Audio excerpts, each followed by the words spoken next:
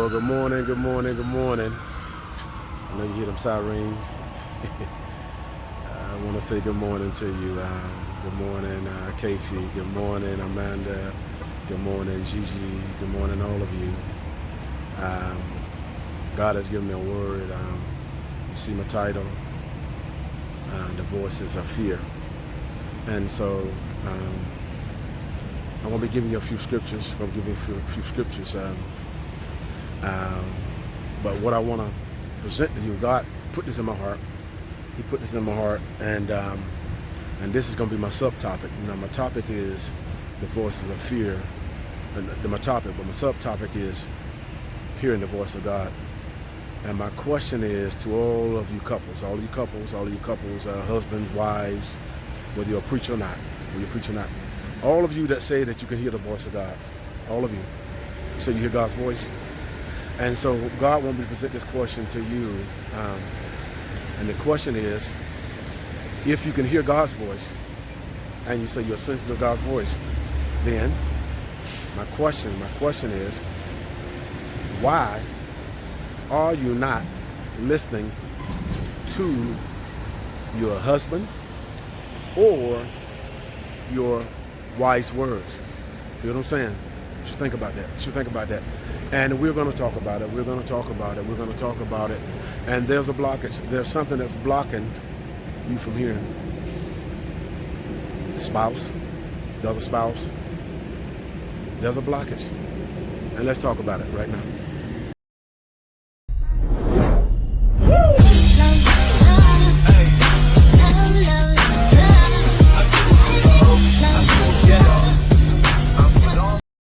Well, hello. I'm back again. We're driving, and I'm in the back seat. I'm all the way in the back seat. And like I said, the title of my message is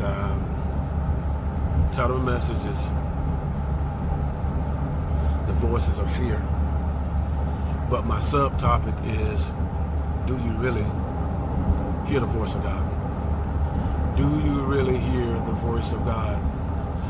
The Bible says, and God says, my people perish for the lack of knowledge, the lack of it. I think that's Hosea 6 and 4 and 6. God's people perish for the lack of knowledge, and the reason why is because His people reject the very thing that can bring life. And so I'm going to do a continuance because I'm in the car. I'm going to do a continuance on about this particular topic. But what I want to talk about is that do you really hear, or do you really listen to your significant other? Do you? Or do you hear yourself? Because one of the things that God told me is to listen to my wife. Because God can speak to my wife. Just like He speaks to me, He can speak to my wife. And I'm gonna tell you what God is doing. God in the homes. God is packaging Himself. God will package Himself in something that we don't like, and define Him. And it's in knowledge. It is in knowledge. Even the Bible says that a man dwells with a woman, lives, abides, habitates, have a relationship, conversation with, according to knowledge. And so my statement is this right here.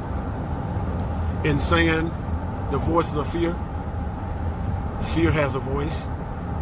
And the thing about with fear voice is destructive. The voice of fear is a voice of manipulation and deception. Fear will always manipulate, and fear will always deceive. Just think about it. And you might be saying to yourself, well,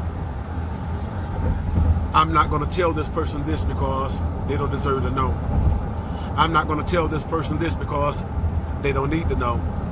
But did you not know, when you know the truth and you hold it and you use it for your benefit, did you not know that's deception? That is deception. Because what you're doing now, you're hiding information. You see the term east? You're hiding information that person can need, that person can use. And another thing, when it comes to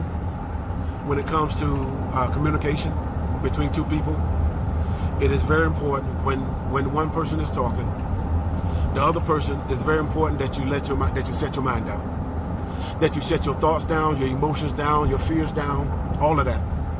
Because if not, you're not going to hear what the other person is saying clearly, and your understanding won't be fruitful. It will not, because the blockage is your mind. The blockage is your mind.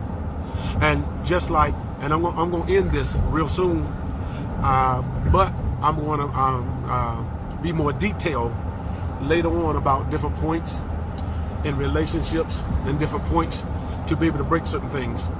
See, because God want to break certain things out of your life, and that thing is fear. Fear. See, because one of the promises that God had gave the man and the woman from the beginning, what I put together, let no one separate. That includes fear, and that is including you holding the truth. And see, a lot of times, fear is used as a defense mechanism. A lot of times, somebody that listens to me use fear as a defense mechanism. And what I mean by that is, you'll use fear as a cover, meaning that you'll become angry, you'll become upset, you'll become emotional to deflect your fear. You'll use your emotions and all that to deflect really what's going on, to make people think that you're okay. But fear is like a cancer. Fear eat away at you slowly. And some of you listen to me. Fear is eating away at your faith, eating away at your confidence, because you're listening to it. Because you're listening to it. You're listening to it. And the problem that's in your way, if you really want to know what the problem is fear. It's fear. It is fear. That fear has sat and took up residence in your heart, and that fear is causing you not to listen. Fear is causing you not to listen. That's what it is. The spirit of fear, because it's blocking you. See, because fear is faith. Fear is faith in reverse toward doubt. Fear is faith toward doubt. You believe in everything that's negative. You believe in everything that's going to happen that's bad. That's what you believe, and it's gassing you up. And so we're going to talk about it in continuous later on today at 4 p.m. But I want to drop that nugget, this brief nugget in your spirit this morning, concerning the voices of fear. And the voices of fear is blocking you. It's blocking you from your blessing. It's blocking you from communication. And see what it is also. You're angry. You're so angry that you can't calm down. And see, the problem is that you got to get rid of that anger.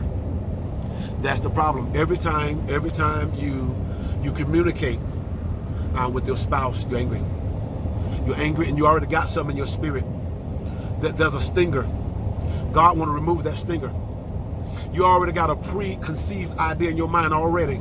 You already prepared and planned already what you're going to do, what he or she going to say. And so already you got a position. And so already you're not listening. You're not listening already from the beginning. And so how can God help you? How can God move? How can God deliver you if you won't even listen? And see, the thing about that you need to know, God say, the day that you hear my voice, harden not your heart, and my people perish for the lack of knowledge. Think about it. Just like I said, oftentimes God will package himself in things that we don't like our pet peeves. And see, the reason why he's packaging those things that we don't like, see, because that's where our growth is at.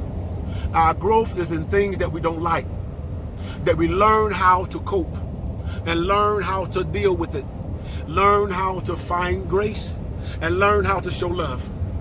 That's what God wants. God wants love. You say you got love. You say you got love. You say you really love, right? Because some of you define love. You tell other people, well, this is what love is. That's what love is. Let me tell you what God say love is. The agape kind of love. The God kind of love is, you okay? The God kind of love is sacrifice. That's God kind of love. The God kind of love is unmerited favor. That is forgiveness when the person didn't deserve it. He didn't deserve it, she didn't deserve it, we didn't deserve it. But God extended it anyway. Can you do that? Now that's love. I'll talk to you later. God bless you.